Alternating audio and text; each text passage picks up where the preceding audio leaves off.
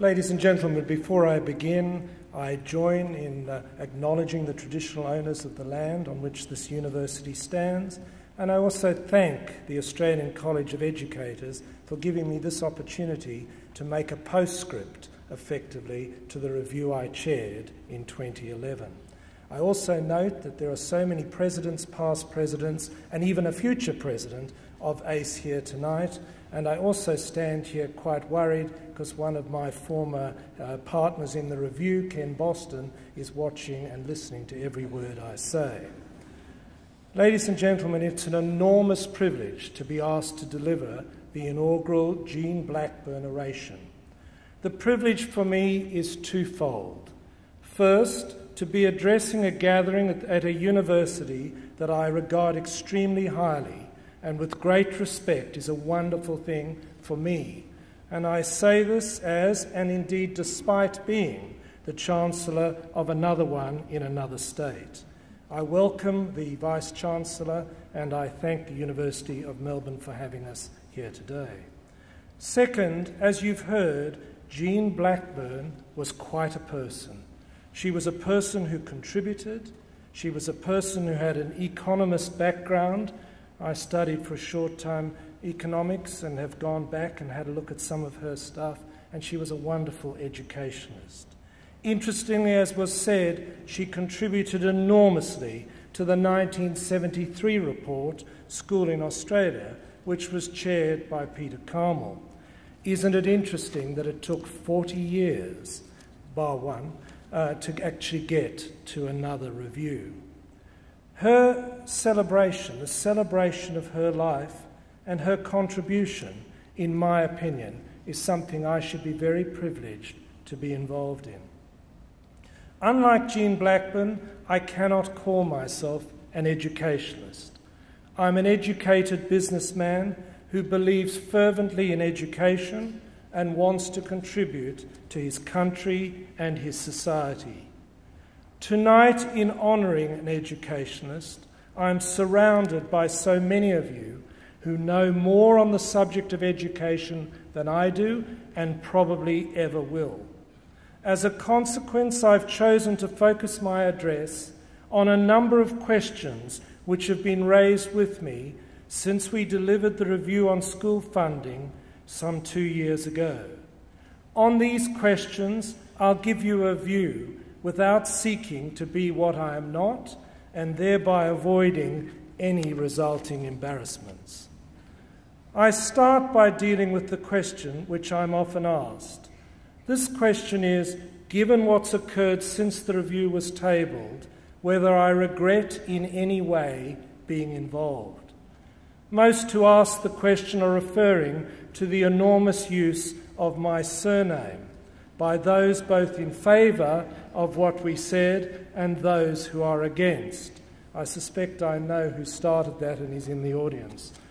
Despite losing my comfortable and comparative anonymity, the answer to this question is categorically that I don't regret it at all. And there are a number of reasons for this. First, I'm proud of what the review said and stands for.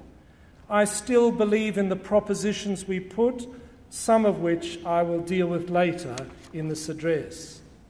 Second, the 11th months of work was an eye-opener for me. As a businessman working in an ivory tower, I was given what may be a once-in-a-lifetime opportunity to go into schools and associated organisations. I saw the calibre of people who were principals of schools in the visits I personally made. I don't believe I found one that I didn't admire and respect. Some I liked more than others. Some handled me better than others. But all had a quality of leadership which was both impressive and inspiring. I saw the difference between well-endowed schools and those in low socioeconomic areas, which undoubtedly was enormous and abundant. I found most schools happy places, places of potential, but where there was disadvantage, the problems were clear and marked. To this day, I remember a principal at a primary school in a very low socio-economic area in the west of Sydney, looking at me when I asked, had he had any success in getting parents involved with the school and its activities. He noted that 40% of his student roll changed each year, and that getting the kids to school within an hour of commencement each morning was his personal goal for the year. Involvement of parents, he said he tried, but just at the moment he felt it was too hard. I saw the outstanding professionalism of both the leaders of the Commonwealth Department involved in school education and a number of the equivalents in the states of Australia. I confess to you that my unresearched approach was to assume that they were the problem and that bureaucracies were crippling getting on with the job. I did not witness that in actuality at all, and indeed saw the opposite. The people I met who dealt with me were on the whole open to change, experienced, intelligent and well-meaning. In my view, we are lucky to have them. I should also mention that dealing with the representatives of the various sectors, be they from the Catholic system, the independent school sector, the education unions and others, was a pleasure.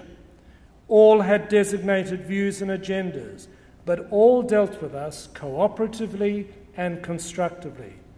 This I found very reassuring for the future, and I take the opportunity of this postscript speech to thank them. I saw the importance of school education in Australia, and I noted that it must not be ignored or underestimated. At the time of our review, there were 3.5 million children at school in Australia. I felt and witnessed an intensity of interest in schooling in the community and an absolute recognition of its importance to the future of individuals and also the Australian society as a whole. Even today, I get stopped in the street with a pat on the back saying, "Thank you," and egging me on. Whether they've read the report, and I should note here I doubt that a lot, as I've learnt over the last 2 years that very few have read the report, it doesn't matter. They know that education is important, and they see the efforts of my review team as being in that direction. This importance of education is a good segue into the third point as to why I don't regret at all being involved in the review. Whether those who chose me to chair the review knew it or not, I've always been aware that education has played an enormous role in the well-being of my immediate family. My grandfather didn't have much, if any, school education, and he suffered from this detriment for his entire life. An intelligent man of humour and interest in culture and life generally, he sold linen and cloth door to door to keep his family. They didn't starve, but they did struggle. He and his wife wished to ensure that their children had a good education. The direct result of this was that my father, rather than selling linen, became a brain surgeon. The contrast between the life my father led and his father's, and the contribution to society that my father was able to make, remains deeply in my mind as proof of what school and tertiary education can do both for the individual and for their society. My life, I might say, was also improved by my father's education, and I'm very conscious of that also. I thought of this enormously while we were doing the review, and particularly when I noted how Australia's comparative results in the PISA scores were dropping, a fact noted in our report but demonstrated much further since our report was delivered. Critical as one may be as to how some countries seek to win good test score advantages, and indeed the testing generally, our country's standing at the top of the relevant league tables were dropping. If the advantage of education had helped my family so much, how could I stand by and say nothing when the country I love is dropping in its international rankings in such an important area. My heart went out in this regard also to the second problem we easily identified, namely that so many who suffer from disadvantage will suffer throughout their whole lives like my grandfather did. I personally had two further things to prove by being involved in the review.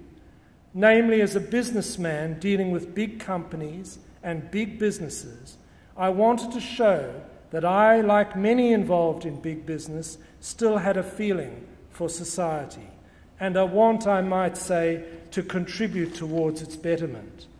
There are many like me who are still capable of seeing and digesting societal problems and opportunities to improve life generally, despite the widely held view that those in big business don't have that wish or capacity.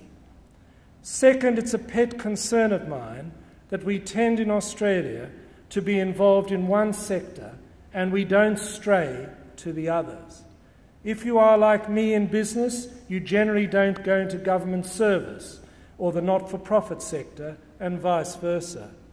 I believe we should encourage movements within the sectors, within a successful and hopefully enjoyable career. It's good for the individual, but also for the society, as it builds trust between the sectors and can facilitate better cooperation in achieving ambitions for our country. I believe the generations that are coming behind me want that, and I believe they are correct. My involvement in the review was a small step to show that a person who at heart believes strongly in free enterprise and has a belief in what business can achieve can take time out to see and analyse other sectors with an open mind. I would advocate to all that it is both personally and I believe important for society as a whole to move outside one's comfort zone of one's working area and become involved in society more broadly. Finally, I don't regret being involved, as I knew that our review would, and indeed did, start a discussion. It is a discussion which continues whether you agree or disagree with what we said. There is no doubt that school education needs attention. The issues are important. They involve federal and state relationships. They involve decisions with current and future budgets. They involve the individual and society, and not giving adequate discussion to them would, in my opinion, be less than healthy. A further question that I'm asked is, do I regret any part of what we said in the review? Let me start by saying no document is ever perfect. However, 2 years on, I think our analysis has stood up to scrutiny. Some may disagree with aspects and conclusions, but I'm not aware of any major holes that have been found. This is a compliment to our excellent Secretariat and our advisors. It's a compliment to the rigour which my fellow reviewers were able to bring to the subject and to the quality of so many of the submissions we receive.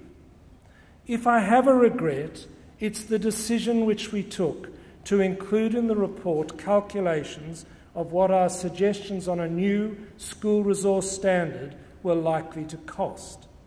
Ironically, not many of the words of the review covered this, but I and my colleagues felt, having outlined a new funding formula and having done a lot of work in costing it, that we should show what we had done. This we felt would evidence the depth of the analysis we'd undertaken. We also wanted, by noting the amount, to put it into context. We knew that the additional cost to governments, which was noted as $5 billion based on 2009 numbers, was a large number. But we also knew that it was an increase of just under 15% of all government recurrent funding for schooling that year.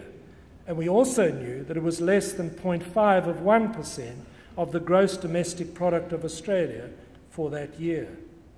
Our calculations were based on our terms of reference and the announcement of the government of the time that no school will lose $1 per student as a result of our review. Obviously, on that basis, any change we propose to existing funding of necessity would involve more money. If you have a cake and the proportions of it are already divided, if you want to change the monies given, you actually have to get more cake. In retrospect, the decision to mention the number clouded the entire response to our review. Major media outlets talked of further billions for education, and no doubt those who had to find the amount were very bluntly reminded of what was involved. In fact, our review was more subtle than an ask just for more money. Lost in the discussion for more money were the central tenets of our review. We advocated funding to be unified, i.e. given by state and federal governments to the different sectors together, rather than states substantially funding their school systems and the bulk of the Commonwealth funding being as a consequence paid to independent and faith-based schools. We wanted a transparent method for determining funding, which was based on aspirational education outcomes rather than last year's costs. We saw the AGSRC as rather an opaque calculation based on historic costs without a necessary focus on what was sought as the outcomes. We wanted to lock in formulas for a period of time so that those operating school systems and schools themselves would be able to plan on a longer-term basis. And we advocated a funding system based on need.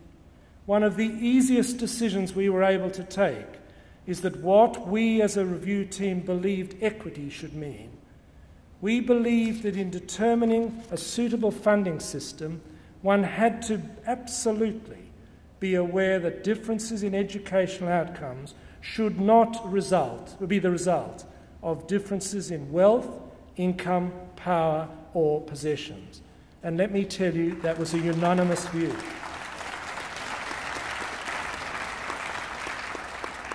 Flowing from this, a funding system based on need was both obvious and extremely important. We suggested 5 groups of disadvantage for which we felt there was a need for loadings to be made in any resource funding system. We found this task relatively easy, and I believe what we came up with is still correct. The concept of loadings for low socioeconomic, for those who are disabled, for those who are Indigenous, for those who don't have English as their first language, and those who live in remote areas, covered what we saw as the areas of need and where we believed improvement could be made if money was available. I note that the actual amount of the loadings is a much more difficult area, and we acknowledged in the text of our report that they were put as a guide and that different views may prevail as to how each should be weighted and how in cumulation they should be dealt with together. We advocated that all sectors should receive government funding. We believed this was right both in principle and based on history and practice. We felt that state school systems and special schools should be funded to the level of 100% of any calculated school resource standard. The level of funding between 20 and 90% given to other systems and schools we believe should be based on a concept of capacity to charge fees, as distinct from what fees were actually charged. We suggested the last part reluctantly, as we knew that we were using the same system as was presently in use at the time, based on socio-economic standing from area census figures. We were, however, and made it very clear, open to finding an alternative over time to the SES approach. We advocated some independence of governments and designated sectors in the determination of formulas once the aspiration had been conceived and agreed upon. We believed that this was the way to do it on the basis of good governance. So we wanted to ensure no allegations could be made that calculations were opaque and indeed not correct in their calculation. I should add we suggested that aspirations should change over time. Our suggested aspiration to get started was a benchmark that at least 80% of students achieve above the national minimum standard in both reading and numeracy across the 3 most recent years of NAPLAN results. Most of you would know that approximately 1,600 out of the approximately 10,000 schools at the time actually achieved that aspiration. Some ask the question, why look at money? Why not rather put your efforts into looking more into class sizes, productivity of teachers, etc., etc.? Each time I heard this, I knew that the person asking it had either not read the terms of reference of our review or indeed the review itself. Ours was a funding review.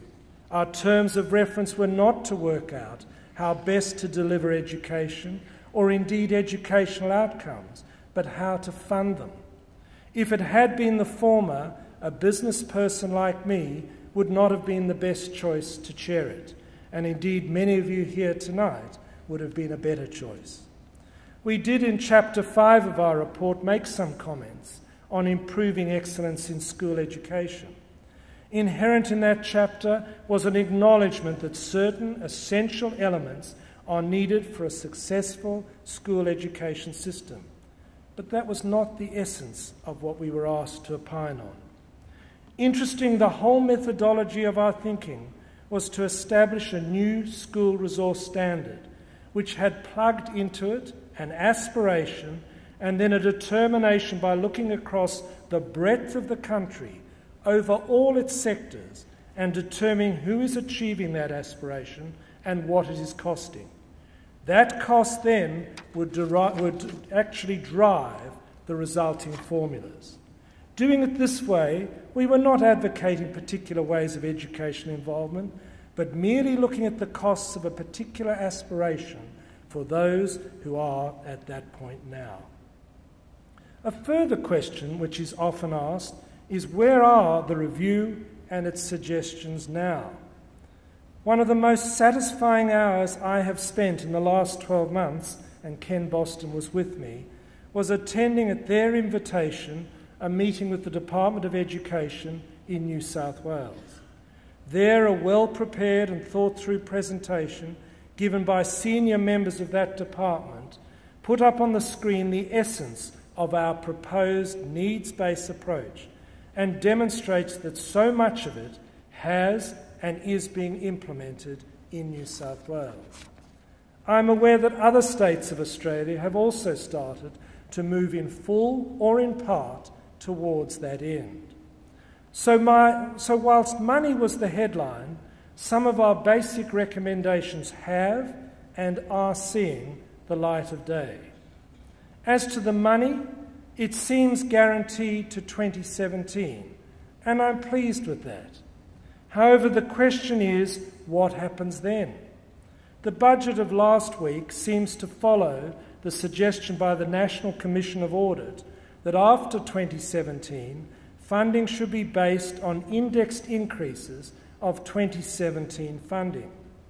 This is unfortunate, and I will discuss it further later in this paper.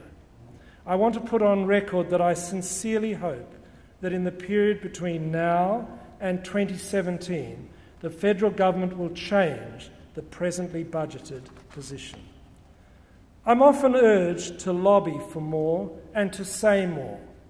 I don't believe this is the role of the chair of a review panel. We have, to use a legal phrase, delivered our judgment. We may have focused on overall dollar cost more than we should, but our basic principles are clear, and I'm not sure that they're easily refutable. Arguments over what should be the aspiration which is funded and what are the loadings for disadvantage and the like will and should continue. I'm confident in the ability of so many I met in positions of power and advice in education that they are taking what we said seriously, and it is for them and those who hold the purse strings to decide which way to go. But to them I note, I cannot easily forget the differences I saw in the schools I visited. To say that many of the schools in the state systems needed further assistance, both in money and tender loving care, is to me an understatement. Governments need to embrace the importance of school education to individuals and to the productivity of our society. There needs to be a commitment to a properly funded, needs-based, aspirational system, and a failure to do so, in my opinion, would be amazingly to our detriment. For completeness, and particularly in the presence of the Vice-Chancellor of this university, I should add that it was one of the saddest days for me when it was suggested that I had lobbied to fund the proposals of our review by plundering the tertiary sector and in particular the funding of the universities of this country. As I said on that day publicly, our review was not asked and wouldn't accept the role of having to make decisions between parts of the education sector as a whole. As a Chancellor of one of the G8 universities, I'm proud of what universities do in this country and definitely believe that their funding should be sustained and continue. The recent report of the National Commission of Audit includes comment on school funding. Whilst I am happy that the Commission has specifically noted its support for government investment in schooling, I am disappointed with the general commentary they have provided in this area. It is their view that increased funding doesn't necessarily equate to better school outcomes. They base this assertion on the fact that school education funding increased in real terms in Australia between 2000 and 2012, but results in international tests declined during that period. Both statements are true. Funding did increase, and comparative results in PISA scores decreased. However, there could be, and indeed are, many other reasons to explain this. Monies may have increased but not been given in the correct areas. Also, as the standing in PISA scores is relative, other countries may be more adept in where they put their money to improve their country's scores. As I said earlier, the essence of what we contended, and still do, is that the way monies are applied is the important driver. Increasing money where it counts is vital. The monies distributed over the 12-year period to which the Commission refers were not applied on a needs-based aspirational system. Any effect of our review only starting this year. The Commission believes that the funding arrangements based on a needs-based concept are complex and not based on a detailed analysis of the costs of delivering education. I don't believe our concepts were particularly complex. They were definitely based on funding an outcome which was costed by taking the actual costs of the schools who were achieving what we took as the initial aspiration. In any event, to reject and advance ineffective distribution of monies merely because it is complex, in my view, is too simplistic. The Commission suggests that the states be given the task of dispersing funding to all schools, i.e., funding be given to states for all school sectors. This would mean that the Commonwealth would effectively not participate in the distribution of the monies. Our suggestion was for the states and the Commonwealth to work together, and where useful, to use an independent body to make determinations that required independence from governments. We believe that the states should operate their own school systems, but we were aware that if the states were asked to oversee the funding of all of the systems on a day-to-day basis, two problems would arise. First, those states would potentially be placed in a massive position of conflict. They would be operating their own systems and at the same time having to oversee distributions to competitors. Here I acknowledge some of the safety mechanisms suggested by the Commission to overcome this problem, but I doubt that those safety mechanisms would be sufficient, nor, and this is important, be seen to be so. Second, we believe that leaving the entirety of a state's education to a state could lead to a situation of different educational systems with different aspirations and different attributions in different parts of Australia. We felt that this was undesirable, and indeed, if one wanted to see complexity, it was the multiplicity of funding systems that existed in Australia at the time we did our review. All resulted from different parts of Australia doing different things based on different formulae. We believed as a country we needed some uniformity and that policy should be aimed at such. My biggest regret with the views of the Commission is their suggestion that the funding of 2018 should be based on 2017 funding, indexed depending on changes in the CPI or the relevant wage price index. So the concept of aspiration, or indeed as they call it, the concept of efficiency, ends in 2017. And from then on, funding increases by indexes not specifically related to changes in the costs in education. If the funding be wrong in 2017, it will be perpetuated. And if circumstances and aspirations change after that date, they will presumably be irrelevant. No doubt it's a simple formula, but like a lot that is simple, it is just not adequate. I'm surprised the Commission didn't, given that they were there to save monies for the Commonwealth, accept our suggestions, but question one of the tenets we were given, namely that all schools should receive the same as what they were receiving per student prior to the new resource standard, and embracing the concept of that in what we did. The concept of needs-based aspirational funding in an environment of wanting to save money would be better served, in my view, by concentrating on that aspect rather than seeking to go backwards to resource funding based on historic figures indexed, which is effectively what we had prior to 2014. As I said earlier, I hope that the federal government will, for the reasons I've mentioned above, reconsider over time the position taken in the budget papers in respect of school funding after 2017. Despite my view that our team has given its judgment, I do believe there's one recommendation there that I can continue to speak on and would very much like to help have implemented.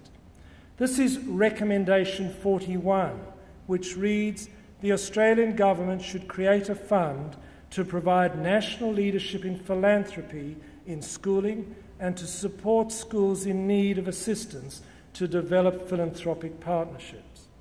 I'm aware that the previous government took some very initial steps towards the implementation of this recommendation, and I note that Senator Jacinta Collins, who did that, is in the audience. It is my belief, bringing together the concepts of a need for further money and the great belief in our country in education, that there are generous companies and individuals who would want to assist in bringing good education to people generally and to those disadvantaged in particular. The establishment of such a fund, in my opinion, can provide assistance to schools that don't have the ability to seek out monies from philanthropic sources. It could also provide facilitation of inducements, such as matching amounts and arrangements, to make sure that philanthropists donate and donate big. It could allow for coordination of the knowledge of and dissemination to similar types of needs for funds, so that basically they were coordinated round Australia and the ask was made in the best way possible. I know philanthropy can't solve the entire problem, and I also know that encouraging philanthropy can, however, provide some very needed additional money.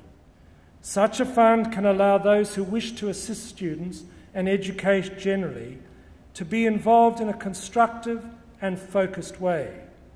At the same time, this giving can at least provide a modicum of support towards those who are providing services that need further funds, showing them tangibly that others care and are prepared to put their own money behind them. I hope the present government will embrace further Recommendation 41 and nurture it.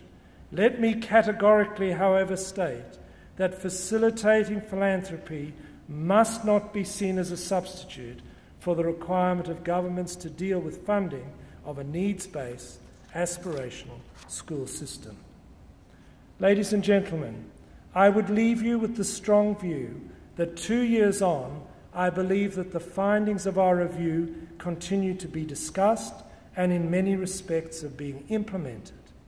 As the chairman of the review itself, I remain proud of being involved and pleased that I was given the opportunity to make a stand.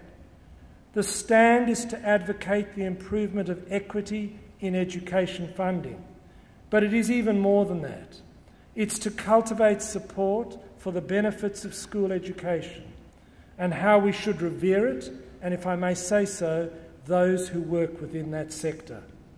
It is also a clear statement that all of us who work in one sector owe it to our community and to ourselves to keep broad and contribute as broadly as we can. Ladies and gentlemen, I salute Jean Blackburn and all of you who are involved in education. May you continue in what you're doing, as I assure you it is worthwhile. And your work, like that of Jean Blackburn, will be undoubtedly worthy of both remembrance and indeed celebration.